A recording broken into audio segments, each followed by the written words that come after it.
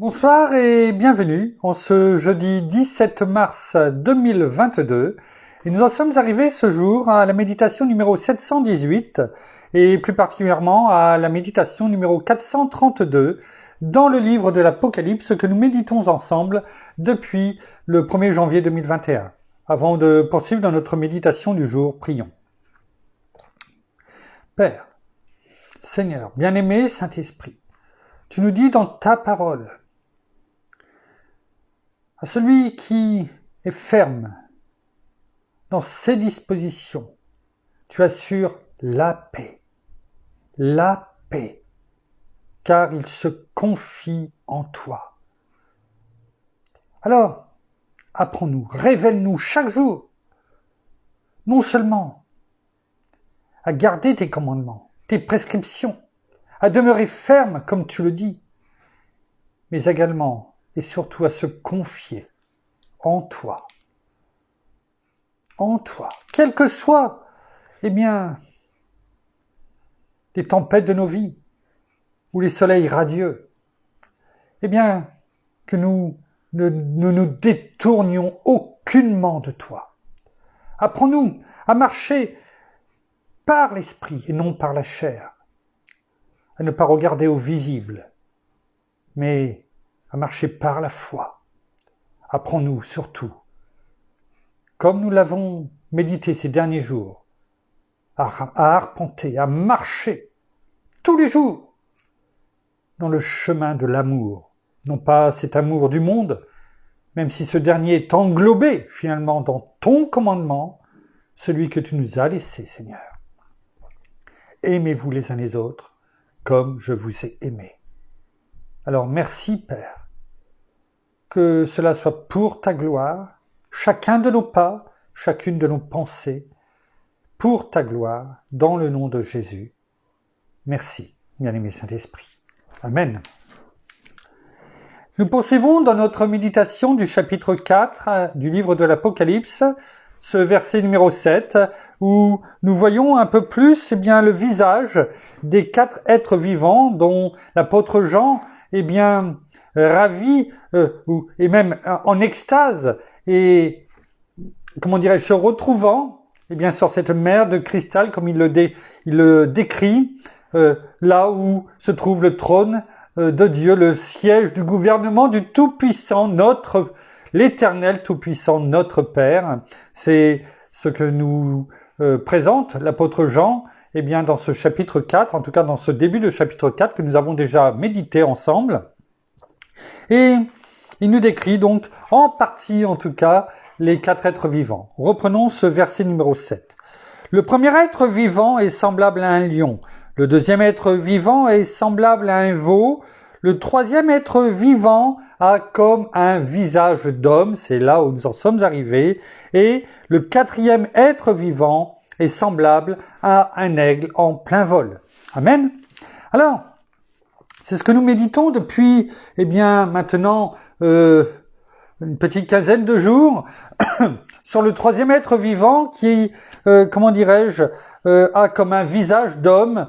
Ce visage d'homme, celui que nous avons créé par Dieu notre Père, l'Éternel Tout-Puissant, mais aussi par notre Seigneur. Nous le voyons dans Genèse chapitre 1er lorsqu'il dit créons l'homme à notre image. Notre Père ne se parlait pas que pour lui-même, notre Seigneur était déjà là.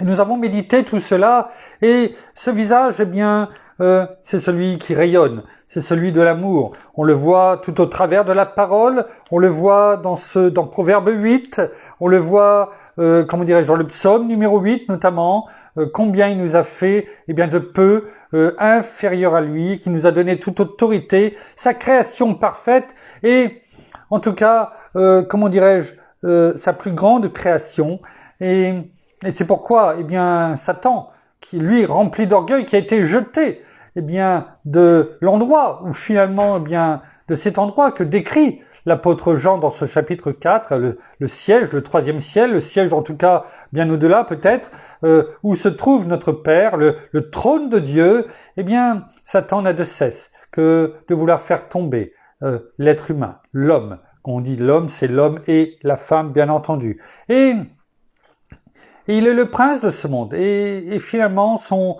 but, eh bien, c'est de détruire la création ultime, la dernière création de Dieu, mais aussi, eh bien, sa plus belle, comme il est dit, parce qu'on ne peut pas être de fait de peu inférieur à Dieu.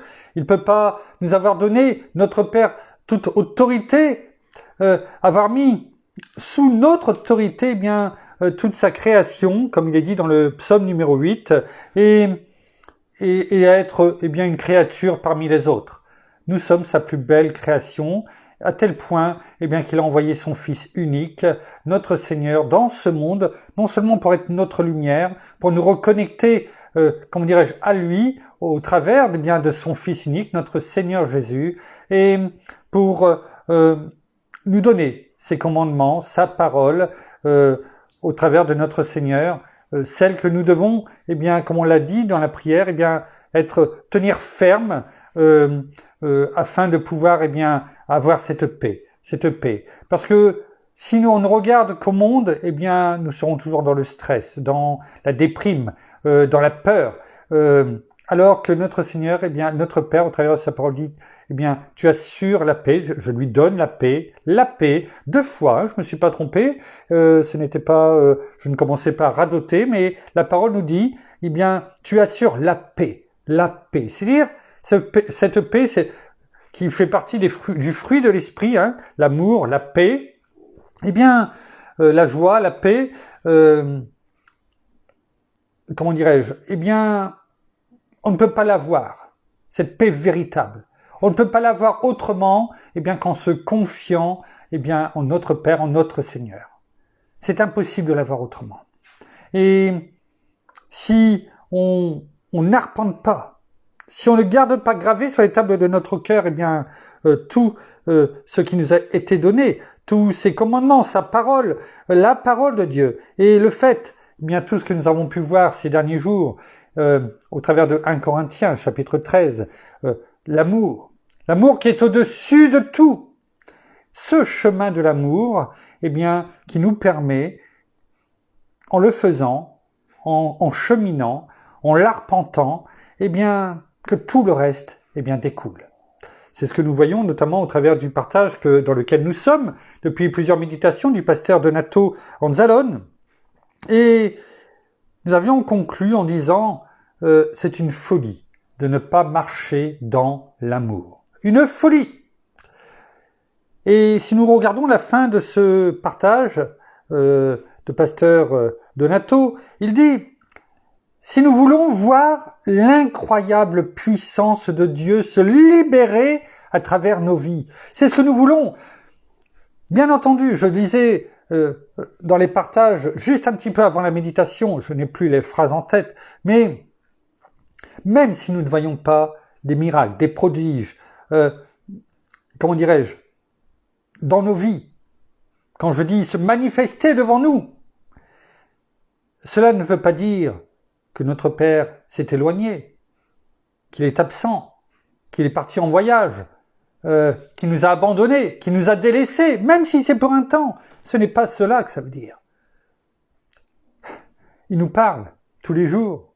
Il agit dans notre vie. Nous ne voyons pas tout. Si nous, peut-être que demain, lorsque nous serons à le glorifier, eh bien, il nous montrera combien il était présent dans tous les domaines de notre vie, bon comme moins bon.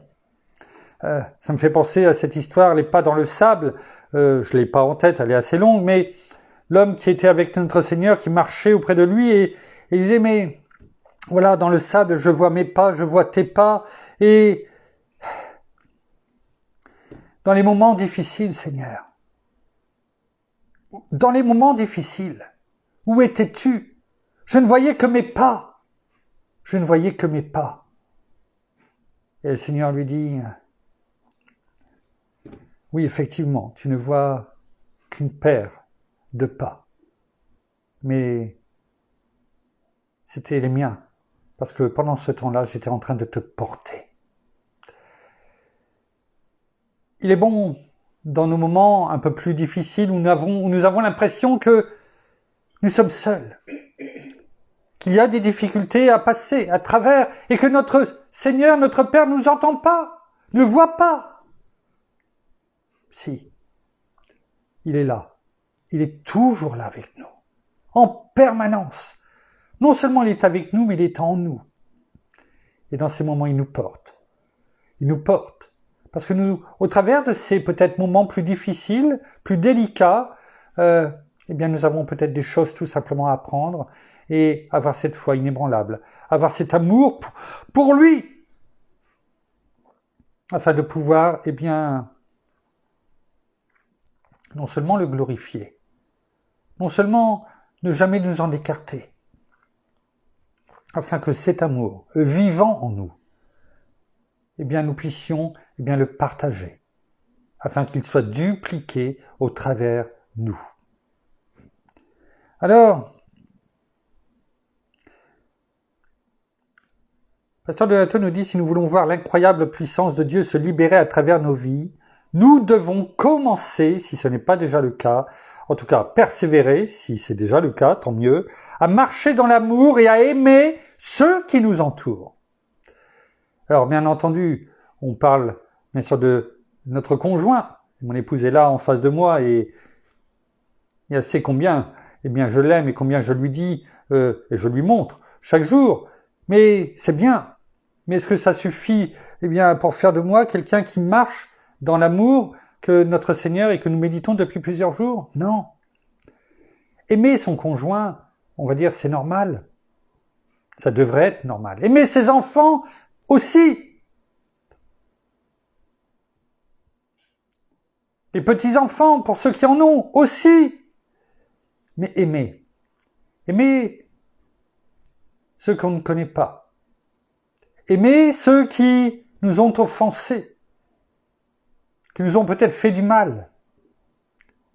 Ça ne veut pas dire, eh bien, faire copain-copain ou copain-copine ou aller manger tous les week-ends. C'est pas cela que la parole nous dit. C'est aimer aussi dans le sens pardonner. Ne pas avoir d'amertume, de reproche envers eux. Ne pas critiquer ou ne pas laisser sortir de notre bouche, eh bien, des critiques quand leur nom survient dans les conversations. C'est ça, aimer. Et ça, c'est plus dur. Et pourtant, c'est ce que nous devons apprendre à faire. Il continue en disant, c'est ce qui fera la différence dans nos vies. Eh oui, parce que si nous ne le faisons pas, nous ne sommes pas mieux, finalement, que les gens qui aujourd'hui n'ont pas notre Seigneur en eux. Quelle est la différence entre eux et nous? En marchant dans l'amour, la parole de Dieu, qui habite richement en nous, commencera à faire effet. Et c'est cela, l'amour en nous, l'amour véritable, l'amour parfait, Christ en nous. Eh bien, comment pouvons-nous croire que cela ne va pas avoir d'effet dans nos vies sur les autres? En nous, mais aussi sur les autres. Car c'est bien cela qui est le plus important. Nous sommes sauvés et gloire à Dieu pour ce salut. Mais nous ne pouvons pas marcher dans l'amour en laissant autant de personnes autour de nous, en sachant qu'elles n'ont pas leur salut, et en faisant et en marchant au travers eux, à travers eux, en leur parlant et en ne partageant pas, eh bien, l'amour de Christ aussi pour chacun d'eux. C'est ça le visage aussi, eh bien, que représente ce troisième être vivant.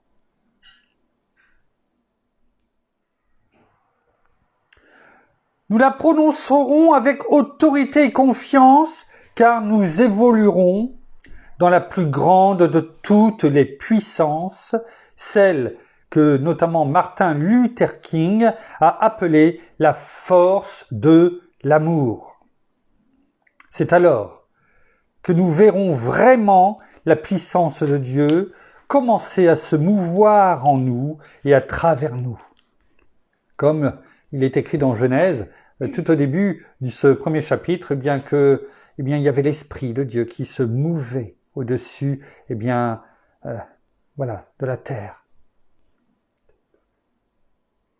Et lorsque Dieu a parlé, eh bien, l'Esprit a agi. Eh bien, oui, cette force de l'amour, eh bien, nous la verrons vraiment. Nous la verrons vraiment. Nous verrons vraiment cette puissance de Dieu commencer, eh bien, à se mouvoir en nous et à travers nous et à faire de grands changements dans nos vies et autour de nous. Alors, oui, l'amour, on peut dire que l'amour est la qualité la plus importante pour le chrétien. La plus belle qualité de l'être humain. Notre Père n'a pas simplement mis un souffle de vie en nous, mais il a mis l'amour. L'amour parfait. Certes, qui est tombé à la chute d'Adam et Ève, mais entre-temps, notre Seigneur est venu. Et il nous a sauvés. Ce second souffle, quelquefois on dit quand on court, eh bien, essaie de retrouver ton second souffle. Eh bien, ce second souffle, en lui, en le recevant comme Seigneur et Sauveur de notre vie, eh bien, il nous l'a donné. Ne le laissons pas s'échapper cette fois-ci et gardons-le précieusement. Alors, nous disions que oui, l'amour, c'est la plus belle qualité de l'être humain et c'est pas courant, mais on va prendre un deuxième partage que j'ai depuis le 7 mars, que j'avais gardé. Et nous avons lu dans 1 Corinthiens 13, on disait que l'amour est au-dessus de tout. Et là, c'est le pasteur Gaillard, dans 365 histoires, que j'apprécie particulièrement, et je sais que plusieurs d'entre vous également, parce que je le partage régulièrement. Et ce partage, c'est « L'amour va au-delà ». L'amour est au-dessus de tout, finalement. C'est ce que nous avons dit, hein, dans 1 Corinthiens 13. Et là, son titre de son histoire, c'est « L'amour va au-delà ». Je vais vous la conter, la lire. Cette histoire est celle d'un couple de jeunes mariés. Que ce soit jeunes mariés ou pas, mais là, c'était pour l'histoire. C'est une histoire vraie, hein. Ce ne sont jamais des histoires, des contes, hein. C'est une histoire vraie. Et j'espère que ceci touchera, au travers de cela, d'autres couples, ou de futurs couples en tout cas, eh bien, et même ceux qui sont un peu plus âgés, y compris pour nous, ça fait 33 ans qu'on se connaît, et c'est aussi, chacun peut s'y retrouver. L'histoire est celle d'un couple de jeunes mariés qui paraissaient très amoureux l'un de l'autre. Un jour, l'état de la charmante épouse nécessita une intervention chirurgicale au visage. Après avoir examiné toutes les possibilités et envisagé toutes les conséquences, le couple se résolut à l'opération. Celle-ci se déroula parfaitement. Après l'intervention, le visage de la jeune femme demeura bandé pendant plusieurs jours. Mais au cours de cette période, le médecin l'informa qu'une complication avait surgi.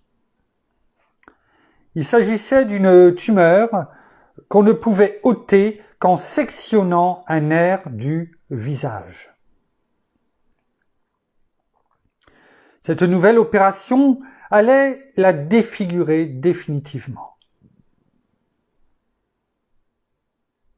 Un côté de sa bouche allait être tiré littéralement vers le bas. En clair, elle ne serait plus aussi belle qu'elle avait été. Quand on voit, je fais juste une aparté, combien pour une femme, eh bien, notamment son visage, est important, je dirais pas plus qu'un homme, mais enfin, aujourd'hui, mais je pense que si, parce que, eh bien, enfin, je vois le visage de mon épouse, elle rayonne chaque jour, elle a un sourire qui est tout à fait naturel, et c'est la première chose, finalement, quand je l'ai vue, pour la première fois, c'est son visage rayonnant. Ensuite, j'ai découvert, eh bien, comment dirais-je, sa bonté, son amour intérieur, qui était peut-être même encore plus beau, plus profond, eh bien, que sa beauté extérieure. Et c'est toujours le cas aujourd'hui et sûrement même encore plus. Je pense que pour beaucoup de femmes, en tout cas, eh bien, ce visage qu'elles ont, eh bien, représente beaucoup pour elles. Et bien sûr, je ne peux pas me mettre à la place de cette jeune femme, mais on peut comprendre, eh bien, combien cela devait être douloureux pour elle et combien, eh bien, tellement de questions ont dû passer par sa tête. Tellement. Il suffit de voir aujourd'hui dans le monde, tout simplement, la statue. Cette divinité qui est aujourd'hui, eh bien, le fait de s'occuper, de se maquiller, bien souvent à outrance.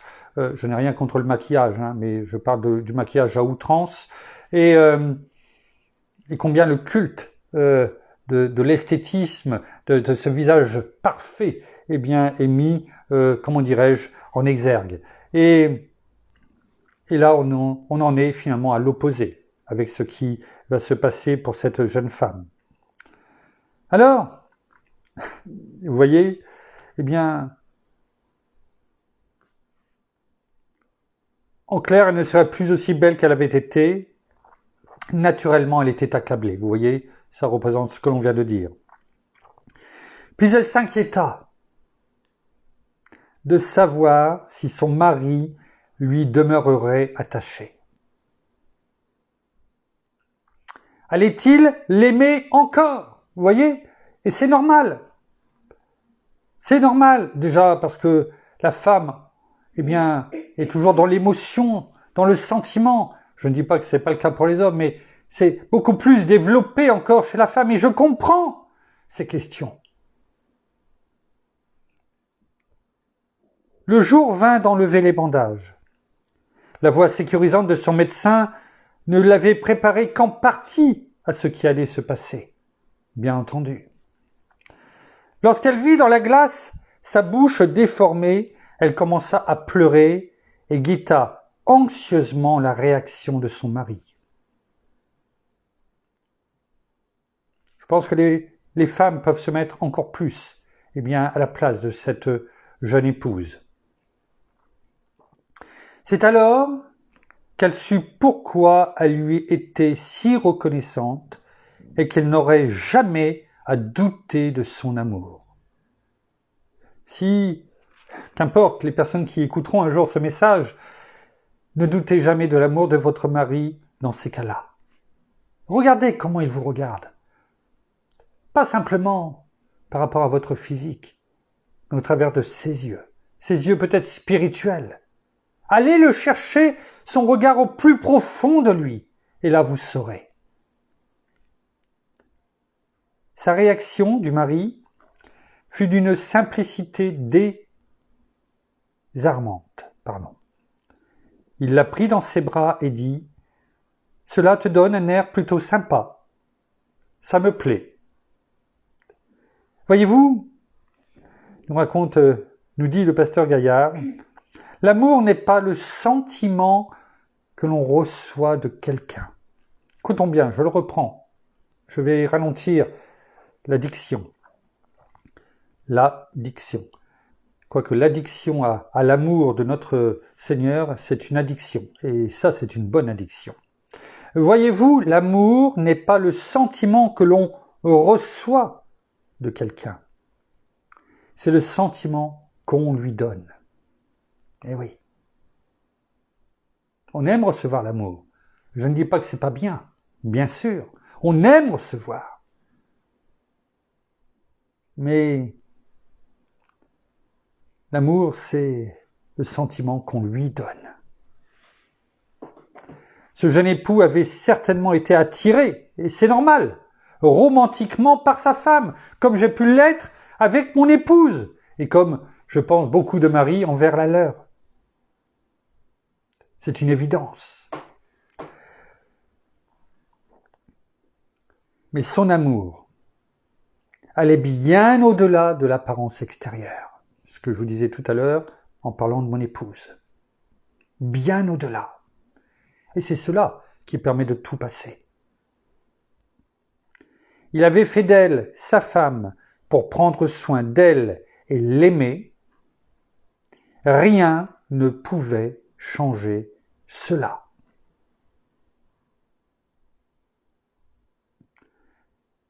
On va le prendre, c'est Proverbes, chapitre 10 et au verset 12.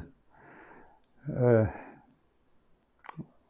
vais vous la donner, ce verset, Proverbe 10, verset 12, la parole nous dit, eh bien en version colombe, la haine excite des querelles, mais l'amour couvre toutes les fautes. Mais je vais vous la donner en parole de vie, on comprend peut-être encore plus ce que la parole nous dit. Une personne qui déteste les gens, et détester les gens, c'est au sens large, aussi bien parce que la personne a changé et qu'on la déteste, ça pourrait être le cas, par exemple, ça aurait pu être le cas pour son mari vis-à-vis de sa femme, mais vous savez, il n'y a pas forcément besoin d'une opération pour que finalement, eh bien, cet amour entre deux personnes, homme et femme, le mari et son épouse, eh bien, passe. Et à ce moment-là, on se dit, pourquoi? Est-ce que c'est parce que, eh bien, les années sont passées et que, eh bien, ce à quoi on était attaché, c'est-à-dire, eh bien, l'apparence physique est différente? Aujourd'hui, pour beaucoup, c'est cela. Je ne dis pas que cela fait tout, mais pour beaucoup. Et on commence à détester l'autre. Détester peut-être quelquefois, eh bien, un trait de son caractère, un trait de son visage, parce qu'on parlait de visage, et finalement, à la fin, ça s'envenime, et puis c'est l'ensemble. Parce que finalement, on ne voit plus l'autre comme il est aujourd'hui avec l'amour qu'on devrait toujours avoir, mais on le voit toujours avec, eh bien, les regrets, eh bien, qu'il n'est plus, ou qu'il ne soit plus, ou qu'elle ne soit plus, eh bien, celle que nous avons peut-être pu voir pour la première fois, et cette attirance romantique, extérieure.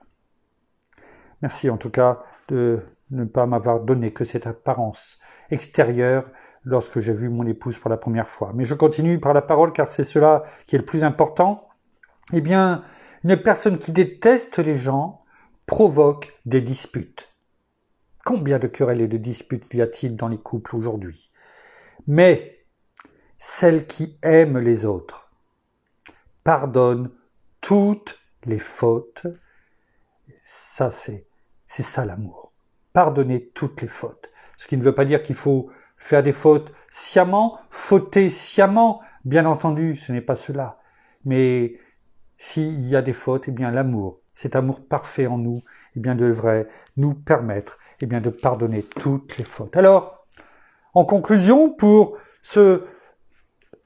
toutes ces méditations que nous avons fait ces 15 derniers jours à peu près, eh bien sur ce troisième être vivant, eh bien on peut conclure ce soir, avant de commencer demain sur le quatrième et dernier être vivant, eh bien on peut terminer en disant que, en conclusion, le troisième être vivant qui a le visage d'un homme représente l'amour. L'amour parfait. L'amour de Christ. L'amour de notre Père envers nous. Alors, oui, nous avons pris le temps. Nous n'avons pas tout dit sur ce que nous pourrions dire sur l'amour. Mais en tout cas, si ce que nous avons entendu, eh bien, sur ces 15 derniers jours, eh bien, nous le mettons en pratique, je suis persuadé que notre vie ne sera plus jamais la même.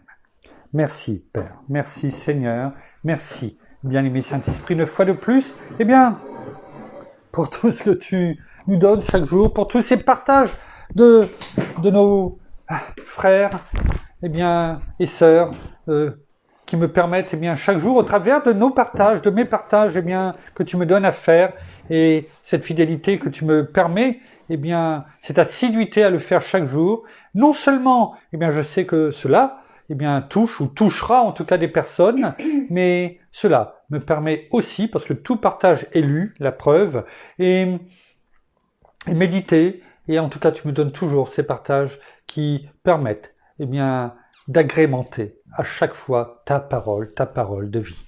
Nous terminons par la prière.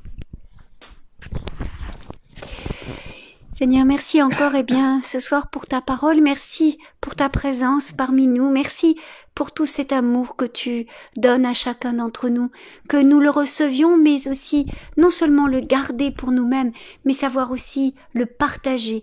Et avant de le partager, de savoir le donner aux uns et aux autres. Bien sûr, comme nous l'avons entendu, à notre conjoint, mais à tous ceux qui nous sont proches, que ce soit enfants ou personnes de la famille, ou même des personnes encore qui se sont peut-être éloignées ou que nous ne connaissons pas encore. Et ayons vraiment cet amour puissant. Alors oui, au niveau humain, cela n'est peut-être pas toujours facile, mais sachons, si nous n'avons pas cet amour pour les uns et pour les autres et pour toutes ces personnes que nous ne connaissons pas encore aujourd'hui ou qui nous sont si éloignées, sachons te le demander jour après jour et que nous puissions avancer chaque jour et nous nourrir de cet amour afin que tout ce qu'il y a ou tout ce qu'il y aurait pu avoir en nous, soit complètement libéré et complètement remplacé par tout cet amour que tu es, Seigneur, parce que tu es cet amour parfait. Alors que nous aussi, nous ayons cet amour, que nous sachions le propager autour de nous, afin que nous soyons tout simplement cette différence parmi tous ceux que nous pouvons côtoyer, et que cette différence, que ce soit manifesté par un geste, par une parole, par un sourire, par une action, peu importe, mais que nous ayons cet amour comme toi tu nous l'as donné, et avoir non seulement cet amour mais également cette compassion pour tous nos frères et sœurs bien sûr, mais aussi pour tous ceux qui ne te connaissent peut-être pas encore aujourd'hui, alors que nous les attirions vraiment à toi par cet amour puissant, cet amour qui est au-dessus de tout et qui guérit tout mot, toute maladie, toute blessure. Oui, cet amour qui est vraiment que tu es, toi, Seigneur Jésus. Alors, soyez tous abondamment bénis, frères et sœurs, dans le nom de notre Seigneur Jésus-Christ. Amen. C'est bon. Voilà, ainsi s'achève la méditation de ce soir. Nous vous bénissons de toutes les bénédictions spirituelles dans les lieux célestes en Christ. Nous souhaitons et comment dirais-je, nous saluons nos amis, au Québec, au Canada, en francophonie, en France, à Paris et tout autour de chez nous. Et nous vous souhaitons à toutes et à tous une excellente fin de journée pour certains, de soirée pour d'autres. En tout cas, à toutes et à tous une excellente nuit de repos dans la paix de notre Seigneur Jésus. Tenons ferme et ayons confiance en lui, en son nom, en sa parole. C'est ce que la parole nous a dit, on l'a vu tout à l'heure. Et nous vous donnons rendez-vous demain pour la suite de nos méditations, pour ce 4e être vivant que nous allons découvrir ensemble. En attendant demain, soyez abondamment bénis. À demain. Au revoir.